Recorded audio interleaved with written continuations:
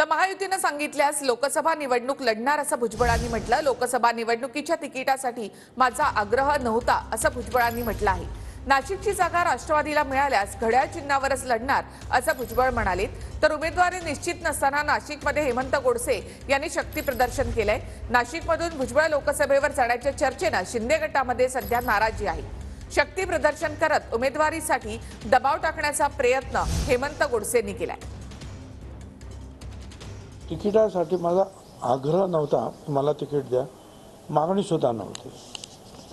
परंतु महायुतीची जी चर्चा दिल्लीमध्ये झाली, तिथल्या वरिष्ठ नेत्यांबरोबर सगळ्यांची, त्यावेळेला अचानक माझं नाव त्यांनी पुढे आलं। माझ्यापुरतं मी हेच सांगेन की जो निर्णय ते देतील तो मला मान्य आहे आणि महायुतीसाठी आम्ही सगळे एकजुटीनं काम करणार।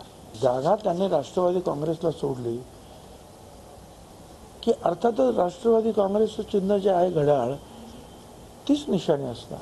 मुख्यमंत्र्यांनी सांगितलं, श्रद्धा सबुरी सब्र का फल मीठा होता है, आणि म्हणून निश्चित लवकरच त्या ठिकाणी 3-4 दिवसामध्ये अधिकृत यादी त्या ठिकाणी जाहीर केली जाईल।